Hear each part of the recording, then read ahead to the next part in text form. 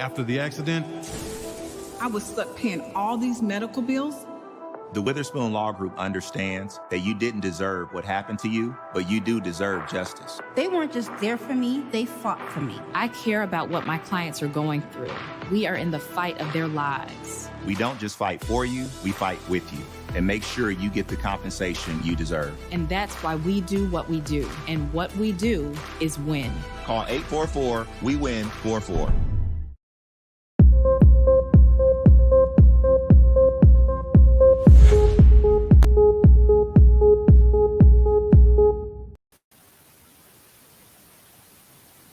Welcome to Winning Wednesday, another Wednesday where we give you wonderful information that sets you up for the play so that you can win throughout your week and go throughout your day.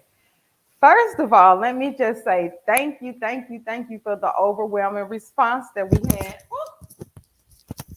Sorry. That's how excited I am. The overwhelming response that we had from the interview that I did with my daughter, Leslie Lloyd, Miss Billionaire Body. So thank you for all your questions, all of your well wishes. We really appreciate it. And if you missed it, you can go back to YouTube and watch it on demand on Roku, Apple TV, all of your downloadable networks for Media Room 360. Well, last week we had some things to happen. And first, let me just send my heartfelt condolences to all of the families that lost a loved one in the tragic event that happened in Houston with the Travis Scott concert. That was a very, very tragic situation. I know everyone was out to have a good time, and dealing with wrongful death situations and serious injury situations. Those conversations are hard to have with families. So if you know anyone that needs us, we're always here to talk. 844-WE-WIN-44. Well, today I have the honor and the pleasure of interviewing Mr. Richard Jackson from Manasseh Ministry. So can we welcome Mr. Richard Jackson to the show? Thank you.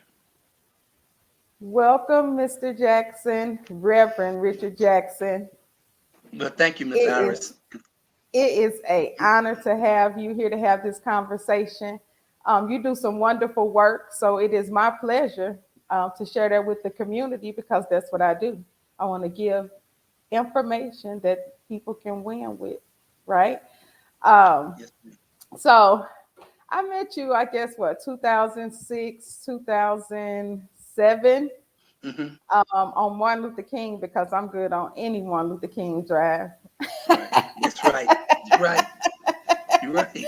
But I met you at a mobile gas station, and at that time you were actually giving things out to, I thought just homeless people, and you told me you don't have to be homeless.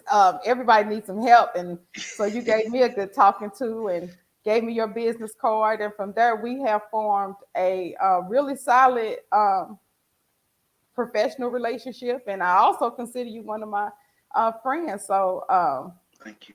I am very honored to chat with you today. Sequoia says, hey sis, hey, hi, how are you? Thanks for joining us. We are in for a treat today. Reverend Jackson is going to give us some information, and we'll learn more about Manasseh Ministry and how to donate and be a part if we want, right? Yes. Okay, so tell us a little bit about Manasseh Ministry and the work that you do.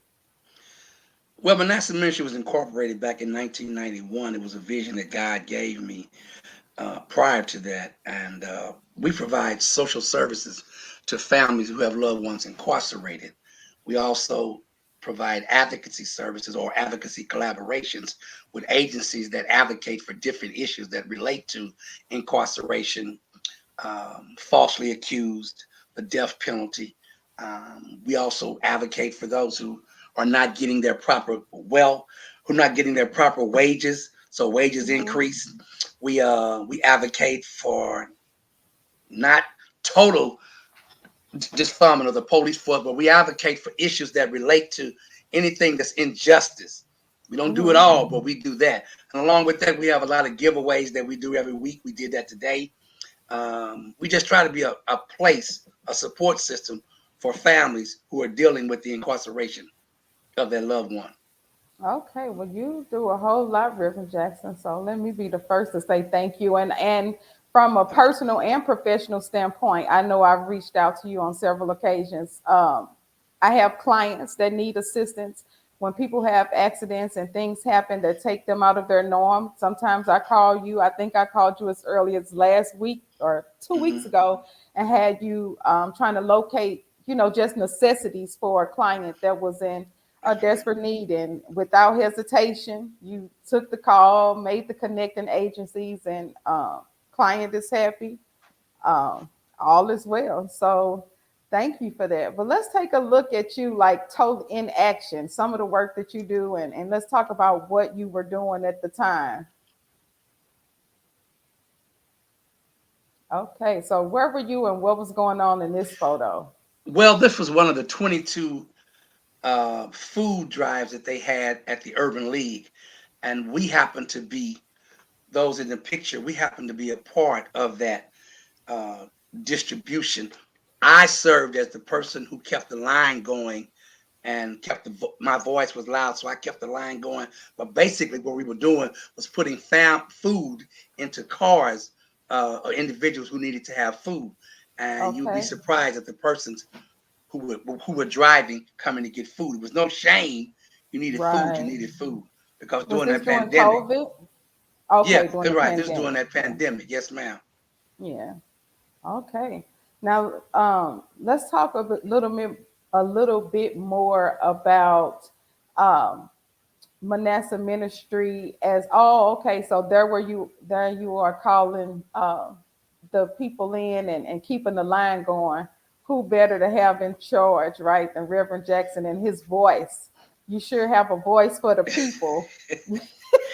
Yeah, You have a voice for the people, as I like to call it. And I'm serious. Let's take a look at some of the social justice work that you've been doing, because I have a newspaper clipping and I want you to talk to us about it because you were doing a lot of different shots. So I want to make sure we touch on that and people know exactly what you actually are doing as a part of a leader in the community under the Manasseh ministry.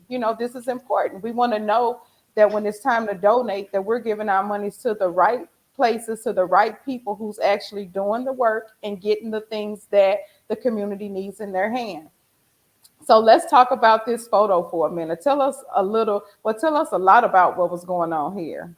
well, at the time in Woodson Terrace, the police officers had a man already apprehended, and one of the officers uh, unlatched his dog onto the person who was already apprehended and in custody and told him what he would do.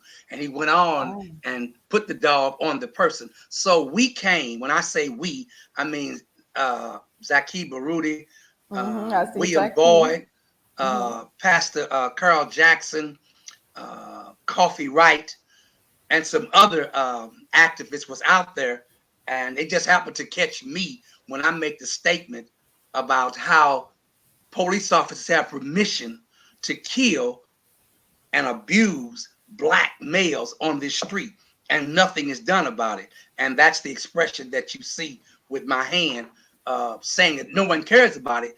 But you can continue to keep thinking it's going to happen because we're not in that we shall overcome mindset. We're here to get justice, and we're not going to leave until justice has been given to that person and to us. And that's basically what that was about. And we continue to follow up on that case because our purpose was to make sure that the Woodson Terrace City Hall understood we were not going to leave, and that we want those officers who were in charge to be put Hmm. on leave of absence without, I mean, put on leave, administrative leave without pay, because that seems to be a Mm. comfortable position that police officers receive. Or we're going to put you on administrative leave of absence, but you'll still get your money for doing wrong. That's crazy. So that's where we are. Yeah.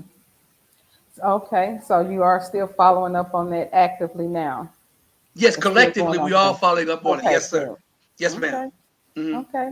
Do I look like a sir to you? No. No, man, you don't look like no sir ever, never, ever, never. You couldn't look like a sir if you wanted to, ever, never. Oh, no, I'm just kidding, Reverend Jackson. I I made a couldn't let mistake. that slide.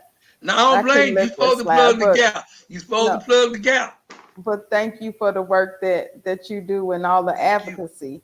Um, you also attend, I guess, do petitioning in Jeff City, um, Hmm. in the capital, for different Yes. cases or people that you feel are facing injustice. Well, collaboratively, we were Hmm. working together with another agency that is headed by M.L. Smith, Michelle Smith, along with Mr. Ella Rogers, Pastor Hmm. Gray, Pastor Duvall, and some other names. So Manasseh happens to be a part of that. And we went up to Jeff City because we wanted the governor to stop this execution from a person Hmm. who did not deserve to be executed and who fit the exemption clause because he was dealing with disability, Hmm. intellectual disability. Therefore, he did fit the clause. However, the governor chose to have him killed. You don't Mm. see anything in the paper about that. You don't see any reports on it. 2, 4, and 5 are not allowed to say anything about it because they're ran by the Republicans, so they're going to do what they want to do.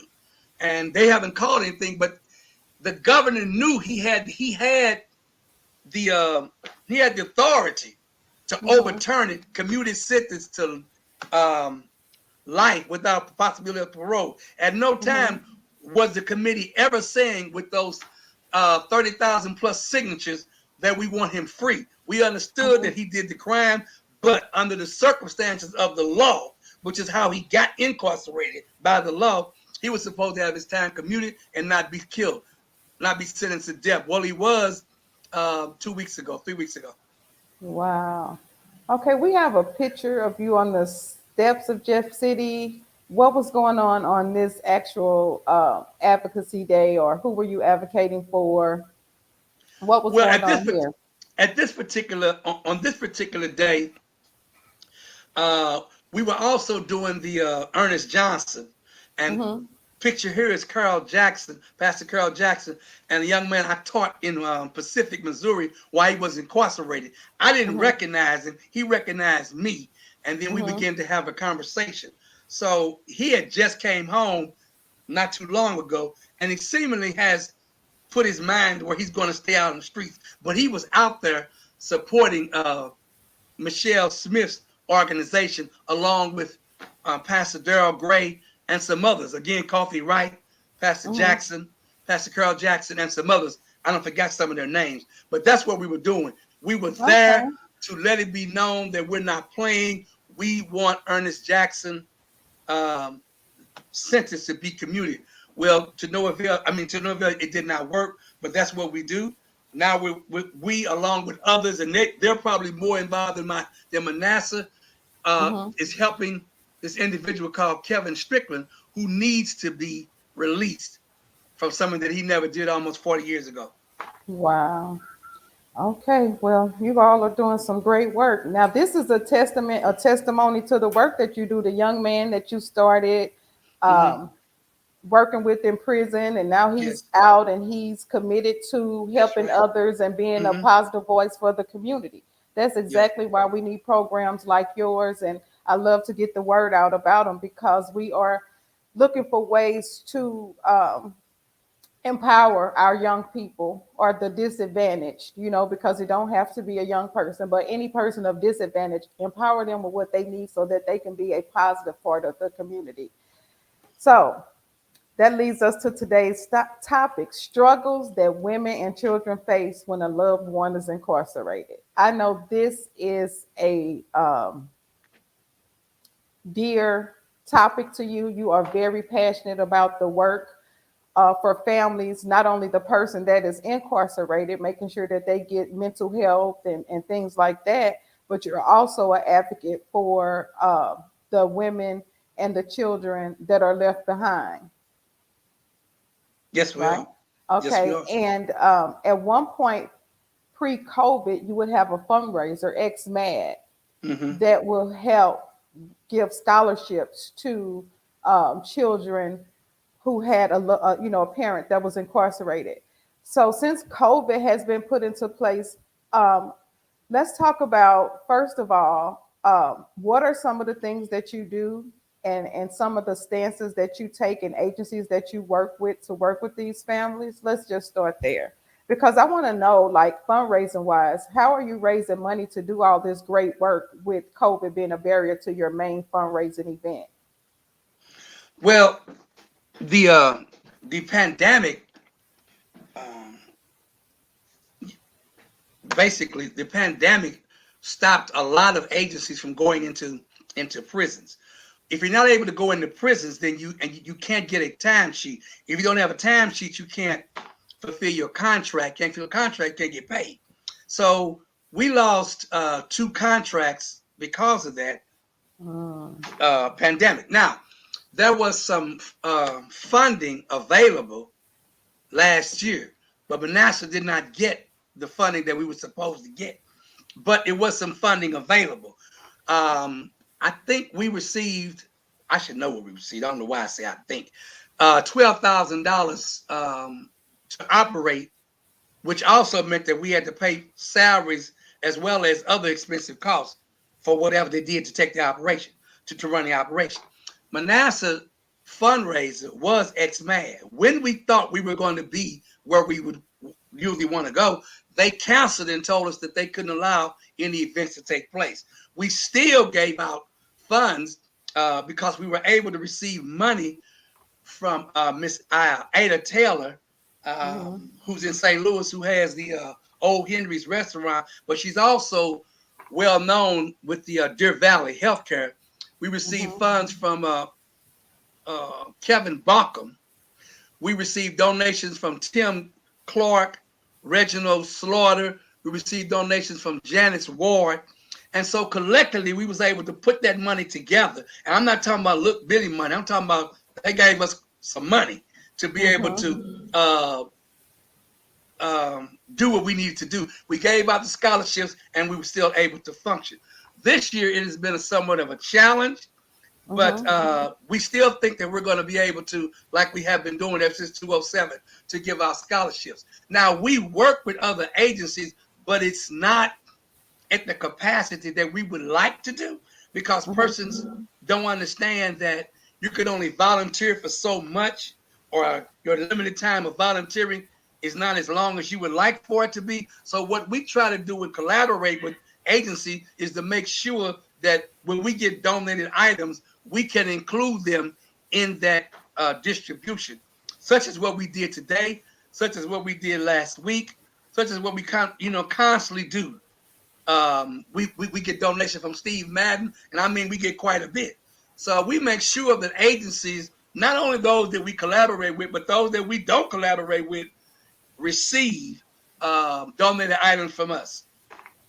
Okay. And I can attest to you showing up with boxes for families. I've have held back to school fairs where I've given out backpacks, and you've shown up with comforters and pillows and household items for families. And I mean, those parents were more than happy. And then once we had a community Thanksgiving dinner where you came and gave items at the Kingdom House. Yes. See, I forgot about that at the Kingdom House. So. Yeah, so you do a lot. So I guess to donate, I guess they can go to your website, go to your website to donate to Manasseh Ministry, or how do you accept donations? Yeah, we accept them that way. Don't you can go to our website and it'll show you where to donate, or you can send the donations to Manasseh Ministry, which I think you can see it on the screen, the name of the agency, and the address is 4982 Bristol Rock, Blackjack, Missouri 63033. And we'll be more than happy to receive your seed and at the same time send you a thank you card. But I want to interject in here how much of a blessing you've been to us too, Miss Iris. When we were dealing with some challenges at the time, you were working for another agency, but you made sure that we received a donation. Then the next year, you did a fundraiser for us, and you made sure that Manasseh received $1,000 in that year. So even without the funding, we still have maintained as you say, very professional relationship. And I consider you like my sister something. I mean, I had to keep my eyes right, but I could see you like. Well, No, I'm just joking. what's funny is I met you and I was in corporate, and then we were able to make a community donation. But then I got all gung ho. I need to follow my passion and my purpose. And then that's when the next year I was not in corporate, but I was doing an event with Twyla Yes, Lee, because she has a nonprofit, Bridge the Gap. And right. so we did a fashion show and with Hmm. the reception and the art show and everything, and donated a check um, You did. to Manasseh Ministry. You did. Yeah. So that was nice and that was fun. But I'm always happy, like I said, to rally behind the agencies and the people that I know, that I can Hmm. partner with and I can trust my clients with, and they're going to do the right thing by them and for them. So I really appreciate that, and that's why I continue to lean on you We for appreciate such you. things. Hmm. And having a nonprofit of my own, and you kind of taking us along with you, and making sure that we're connected in the right places, and that we are doing, I guess, both of our sides of the ball to make sure that these families are serviced. But Hmm. let's talk. So what are some of the programs that you offer when you go into the prisons, and are you able to go into the prisons now? Well, for whatever those reasons are, and I think it has to do with my religious objection to the vaccine, they have put us Manasseh on hold. But what I want to Mhm, say is, I want to interject this because it's very important. A lot of when you're dealing with over 6 million children mhm, throughout America who has a parent or both incarcerated, those struggles are extremely hard, and those mhm, children deal with. They have to act like they're normal in an abnormal mhm, situation every day. Some of those mhm, children deal with abuse, not only verbal abuse, emotional abuse. Sometimes they deal with sexual abuse. The mother may not be there, so someone else is there, or the mother is there, but she needs some financial help. So the guy is helping her, but he's also looking at her 13 or 14-year-old daughter. So she has mhm, those challenges to deal with. The girl may not say anything. Children may go to school looking okay, but they're not okay. Some of them suffer from depression, anxiety, shame. There's a lot that goes on when a person is incarcerated, and there's a lot of pressure on that mother, especially. Men do take care of children, their children, when that mother's incarcerated, but for the most part, those women deal with a lot. They have to change their whole situation. If they were going to school, they can't go to school right now. If they were starting a business, now that has changed. If this individual is bringing in funds, he can't bring them in anymore. So now she has to shift her whole life to make sure mhm. that her children or child is taken care of. I just wanted to insert that because many times I don't think people understand how women do a whole lot to make themselves be normal in an abnormal situation and try to keep their Right. children okay in an abnormal situation. She didn't ask for it. She might have known what he was doing, but it's irrelevant. She did not ask for this. This is not the life she set up and said at 6 years old. I want to make sure I have 3 children with no support and always be broken home. I don't think that was her dream. It I don't don't want to sound be able to like get it. my nails done, hair done. I want to be able to make sure my car don't never run right. I don't think that was her dream.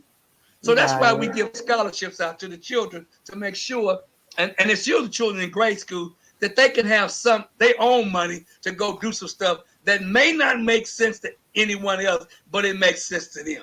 They can buy their own little pair of shoes, own little Mhm. coat, own they can buy their own little iPad, and the mother Okay, so doesn't have these to. scholarships are not necessarily college scholarships. These Oh are no, ma'am. scholarships that are readily available for them now. Now, how For the awesome is children, that? Right, while the it's for parent the is children. Yeah. incarcerated. Mm-hmm. No, That's no, a no. big help, especially at this time of the year. Well, Manasseh, the way God gave it to me, it was never for children in high school. It was always for children in grade school, because if we could connect with the children that's in grade school to do a preventative program with them and show love for them, we can help them continue on their on that journey of being successful educational wise, and they can achieve the academical climb they're trying to make as they go toward that success in life. However, if you don't catch them, if they have to continuously deal with the bullying and the shame, well, they're going to fall by the wayside. Sad to say, but they are, because the mother can't work 6 jobs and still be okay. It's just not normal.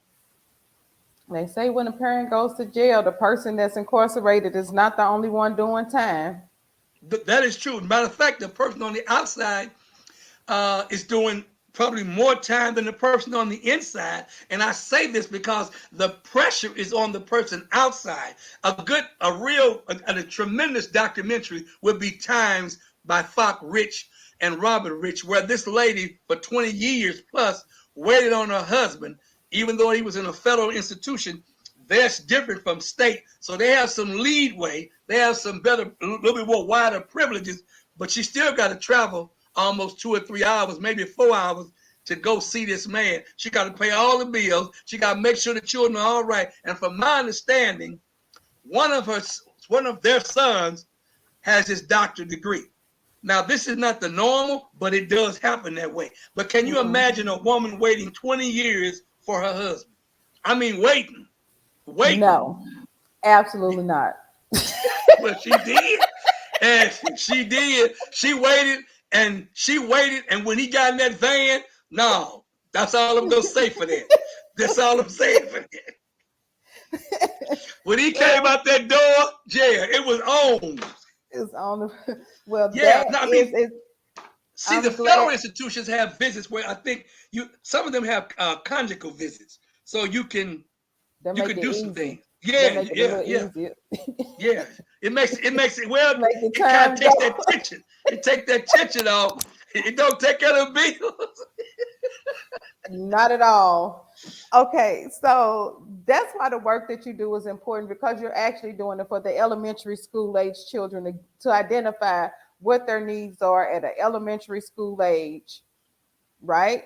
And yes. Okay, and so who are some of the people that you are calling out to partner to assist in this? Who can help? Or is it the school counselors? Like, who can help you identify these children? Let's get a community around them to give them some support. Who can help you identify and contact you with names and donations and hands to volunteer? Who are some of your soldiers that may not be in your army right now, but that you can use? Okay, if I understand the question, the question correctly, you're talking about the people that we can speak to. No, the right? People that can partner with you. Like if I'm a school counselor, or if I'm a church nurse, or who do you look for to help identify these children, or how do you identify? We never have a problem with identifying children. Okay.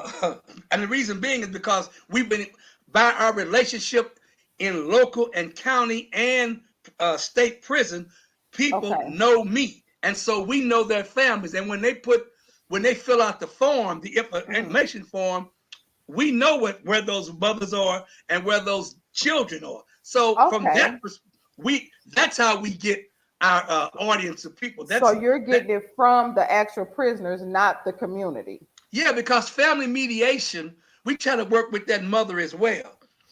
Limited funding that doesn't allow us to do as we like to do, but when you cannot have a healthy relationship class for men incarcerated and do not share the same with the mother of the children, the wife or the mother that they're in relationship with, if you don't bring that same information to her. And we have to find out when he comes home, is this where you want him to be? And are you comfortable with him coming back into the house? Then we talk to them and get them to understand, you might have left being the man. You might have left calling the shots. You might have left being boss. But when you come back, the period of adjustment, it takes place, and it's different, and it has on a different face. And so you have to gradually get back into that place. And a lot of that getting back into that place is bringing in some sustainable income so that she can be sure that you're not going back. Not income that you can do this way or that way. And we say all that because A lot of men think because that's their house or they were married. I use myself as an example. When I came home from prison, I went right back into the position of who I was, the man of the house. However, it was embarrassingly painful for me to accept that my children wasn't gravitating to me like that. They were like, how long you gonna be out? This is gonna be another lie. We ain't really paying you no attention. And it took a while before they started saying, okay, he's serious. Okay, he doing this. Okay. And you find yourself, if you're not careful, trying to get the approval of your children and your loved one or your wife so that they'll see, hey, I ain't getting ready to do this. And I had to snap and kind of like hit myself. I'm like, hold up, wait a minute. I know I'm not doing anything, so they either going to accept me or they not. Well, some men can't deal with that. Some men have lived a lifestyle of, I bought that house, I bought that car, and she can't tell me what to do. And they're not ready to make that adjustment. When they come back home, it's some things that they need to look at, and they may not want to look at that. Okay. Well, Reverend Jackson, we're going to have you back on, and we're going to talk about the adjustments that people coming home from prison need to make. That's a whole nother topic, and I have made note. But we want to sign off today. We're inviting those to donate to Manasseh Ministry. Go to his website at manassehministry.com. Learn more about the mission and donate to the cause. Thank you for joining me for another Winning Wednesday. Thank you, Reverend Jackson. And until next week, you all be safe. Thank you. Thank you.